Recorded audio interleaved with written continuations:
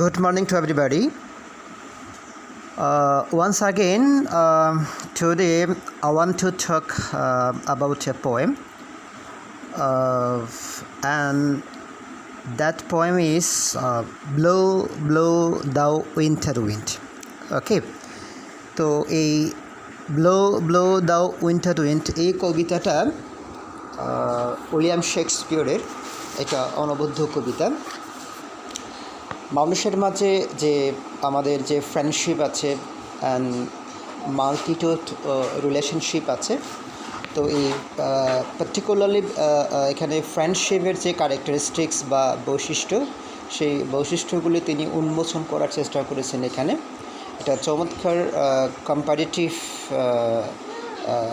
যে সারি আমরা দেখব যে উইন্টার উইন্ডকে তিনি মূলত মানুষের যে রিলেশনশিপ পার্টিকুলারলি ফ্রেন্ডশিপের সাথে এখানে তুলনা করছেন।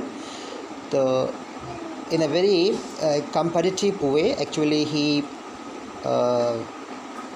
he means here William Shakespeare tries his best level to clarify the ultimate characteristics of friendship. Okay, তো ডিয়ার ফার্স্ট ইয়ার স্টুডেন্টস, তোমরা তাহলে একটু দেখো, আমি কবিতাটা একটু বড় ভলিউমে আছে, আমি চেষ্টা করব যতটুকু পারি তোমাদের একটু ডিটেলস কবিতাটা নিয়ে একটু কথা বলার জন্য, কারণ আমাদের পোয়েমের উপর 20 মার্কসের প্রশ্ন হবে। ঠিক আছে, প্রথমে 10 মার্কসের হচ্ছে সামারি, এরপরে আবার রাইটিং পার্টে আবার অ্যাপ্রিসিয়েটিং পোয়েম আছে, সেখানে আমাদের 8 নাম্বারের একটা কবিতার অ্যাপ্রিসিয়েশন লিখতে হয়। তো একটা কবিতা যে কোনো ফরম্যাটে আসতে পারে, সেটা সামারি রাইটিং আসতে পারে, সেটা অ্যাপ্রিসিয়েটিং পোয়েম আসতে পারে। ঠিক আছে, তো তাহলে আমরা একটু শুরু করি। এখানে ফ্রেন্ডশিপের যে তোমার যে বৈশিষ্ট্যগুলো আছে, মানুষের যে ফ্রেন্ডশিপ, উইলিয়াম শেক্সপিয়ার বলেছেন যে এটা ফেইনি, এটা ফোলি। হ্যাঁ, এটা একটা আমরা আসলে ফ্রেন্ডশিপের ভান করি, আমরা আসলে মানুষের মধ্যে সত্যিকারের কোনো ফ্রেন্ডশিপ নেই। যে আমাদের যে ফ্রেন্ডশিপগুলো, এগুলো হচ্ছে অনেকটা মানে লোক দেখানো। ওকে, এগুলো হচ্ছে যে অনেকটা বোকামি, এগুলো অকৃতজ্ঞ। হ্যাঁ, এগুলো সত্যিকারের মানে কৃতজ্ঞতাপূর্ণ সম্পর্ক নয়। তো আমরা একটু তাহলে টেক্সট থেকে জিনিসটা একটু পড়ে আসি, কেমন? ওকে, স্টার্ট হিয়ার। ব্লো ব্লো দাও উইন্টার উইন্ড, দাও আর্ট নট সো আনকাইন্ড। ওকে, তো এখানে আমার উইলিয়াম শেক্সপিয়ার কবি যেটা বলতে চেয়েছেন যে যে ব্লো ব্লো শাব্দিক অর্থ হচ্ছে কি বাতাসের যে প্রবাহ, বাতাসের প্রবাহ। তো উইন্টার উইন্ডকে কবি বলছে যে হে শীতের বাতাস, হ্যাঁ তুমি প্রবাহিত হও, খুব জোরে তুমি প্রবাহিত হও। দাও, দাও মিন্স তুমি, ইউ। ওকে, এটা মিডিয়েবল একটা ওয়ার্ড, ইউকে আগে দাও বলা হতো, তো সে অর্থে এখানে আমরা উইন্টার উইন্ডকেই দাও বলা হচ্ছে যে হে শীতের বাতাস তুমি প্রবাহিত হও। দাও আর্ট নট সো আনকাইন্ড, যে তুমি এত বেশি অদয়ালু নও, যত বেশি মানুষের সম্পর্ক বা যত বেশি মানুষের সাথে অদয়ালু বা দয়ালুহীনভাবে আচরণ করে। ওকে, দাও, দাও বলতে তুমি বাতাস, আর্ট বলতে এখানে উইন্টার উইন্ড। দাও আর্ট নট সো আনকাইন্ড, যে তুমি অত বেশি অদয়ালু নও। অ্যাজ ম্যানস ইনগ্র্যাটিটিউড, যে মানুষের অকৃতজ্ঞতা যেমন, তুমি কিন্তু তেমন না, তুমি একটা প্রাকৃতিক উপাদান। হ্যাঁ, তুমি একটা প্রাকৃতিক উপাদান, তুমি কিন্তু ইনগ্র্যাটিটিউড না। যেরকমভাবে মানুষ ইনগ্র্যাটিটিউড, মানুষের প্রতি যেরকম ইনগ্র্যাটিটিউড, তুমি কিন্তু ওরকম কিন্তু ইনগ্র্যাটিটিউড না।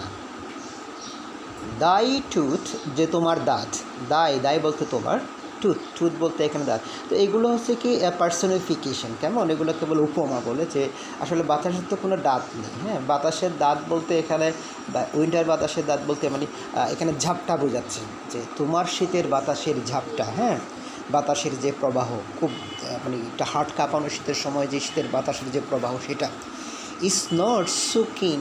হ্যাঁ, এটা ঠান্ডা লাগে বা মানুষের গায়ে লাগলে খুব বেশি হার্ট কাঁপানো শীত হয়, কিন্তু এতে এত বেশি তীক্ষ্ণ নয়, এটা এত বেশি কিন নয়। বিকজ দাও আর্ট নট সিন। ওকে, যে কারণ তোমাকে আসলে ওরকমভাবে দেখা যায় না। ওকে বিকজ দাও আর্ট যে তোমার বা তোমাকে নট সিন অত বেশি দেখা যায় না, দ্যাট মিনস তুমি অত বেশি প্রখর নও, অত বেশি তীক্ষ্ণ নও যেরকমভাবে মানুষ তীক্ষ্ণ হয়, মানুষের প্রতি মানুষ অত বেশি যে ভয়ঙ্কর প্রতিমূর্তি ধারণ করে, তুমি কিন্তু ওরকম ভয়ঙ্কর প্রতিমূর্তি ধারণ করতে পারো না বা করো না। অলদো যদিও দাই ব্রেথ বি রোড, যদিও তোমার যে প্রবাহ, এখানে ব্রেথ তো প্রশ্বাস বোঝাবে না, এখানে বোঝাবে যে শীতের বাতাসের যে প্রবাহ বা ঝাপটা, ব্রেথ বলতে, হ্যাঁ, এগুলো ডিকশনারি মিনিং নিলে কিন্তু তোমরা কিন্তু কবিতাটা বুঝতে পারবে না। অলদো দাই অলদো দাই অলদো দাই ব্রেথ বি রোড, যদিও তোমার যে বাতাসের ঝাপটা, যদিও শীতের বাতাসের যে প্রবাহ এটা মাঝে মধ্যে খুবই রূঢ় হয়, খুবই মারাত্মক হয়, রূঢ়ত্ব এখানে মারাত্মক হবে, ভয়াবহ, হ্যাঁ। তারপরে হেই হো, এটা একটা গীতি কবিতার মতো কবিতারে লেখা হয়েছে, সেজন্য এখানে কিন্তু গানের রূপ দেওয়া হয়েছে। হেই হো তুমি প্রবাহিত হও, হেই হো সিং, হেই হো যে গান ধরো, হেই হো আনটু দ্য গ্রিন হোলি, কোন দিকে তুমি প্রবাহিত হবে, সবুজ বনায়নের দিকে তুমি প্রবাহিত হও। আনটু তো দিকে, কোনো কিছুর দিকে, আনটু দ্য গ্রিন হোলি যে সবুজ বনায়নের দিকে হে শীতের বাতাস তুমি প্রবাহিত হও, হ্যাঁ। এবার আসো খুবই গুরুত্বপূর্ণ পয়েন্ট, এই কবিতার যে মূল থিমটা, মোস্ট ফ্রেন্ডশিপ ইজ ফেইনিং, অধিকাংশ যে বন্ধুত্ব হচ্ছে কি ভান বা ভনিতা, এগুলো আসলে কিন্তু বন্ধুত্ব নয়, এগুলো কিন্তু আসলে কিন্তু ট্রু রিলেশনশিপ নয়, এগুলো হচ্ছে কি ফেইনিং হতো ভান বা ভনিতা। মোস্ট লাভিং মেয়ের ফুলি, এবং অধিকাংশ যে ভালোবাসা হচ্ছে যে বোকামি, মানুষের যে মেয়ের ফুলি, যেগুলো বোকামি ছাড়া কিছুই নয়, মেয়ের ফুলি বোকামি ছাড়া কিছুই নয়। Most friendship is feigning, most loving mere folly, মানুষের মাঝে মানুষের যে সম্পর্ক আছে, বিশেষ করে ফ্রেন্ডশিপ, এগুলো অধিকাংশ হচ্ছে লোভ দেখানো। মোস্ট লাভিং মেয়ের ফুলি, অধিকাংশ লাভিং হচ্ছে যে মেয়ের ফুলি, যে বোকামি। Then heigh ho the holly, this life is most jolly, okay, যে তারপরে আবার বলা হচ্ছে যে হেই হো যে সম্মুখে চলো, যে ধাবমান হও, সামনে গিয়ে চলো, দ্য হোলি কি মজা, this life is most jolly, কারণ মানুষের জীবন হচ্ছে অধিকতর আনন্দের, অনেক বেশি আনন্দের, হ্যাঁ। সো ছুটে চলা এখানে আনন্দ, সামনে ধাবিত হওয়া এখানে আনন্দ, তোমার ধাবমান হওয়ার মধ্যে কিন্তু জীবনের প্রকৃত অর্থ, ঠিক আছে।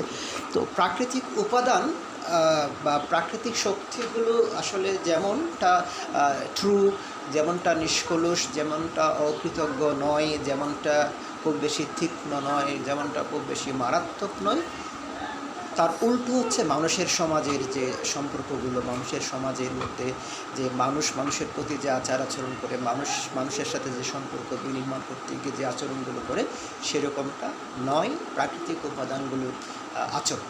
এটা হচ্ছে এখানে মূল ভিউটা, মূল থিমটা, মূল ফোকাসটা।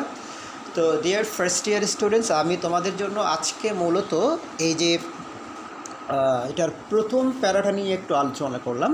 তো তোমরা তোমাদের এসএসসি লেভেলে এ ধরনের কোনো পোয়েম ছিল না, যে পোয়েম থেকে তোমাদের সামারি লিখতে হতো, যে পোয়েম থেকে তোমাদের অ্যাপ্রিসিয়েটিং পোয়েম লিখতে হতো, তোমাদের জন্য একটা ডিফারেন্ট প্যাটার্ন।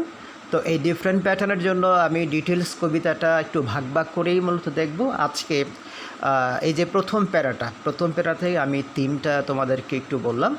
তো আমি চেষ্টা করব তোমাদের আগামী ক্লাসগুলো যাতে একটু জুম অ্যাপে নেওয়া যায়।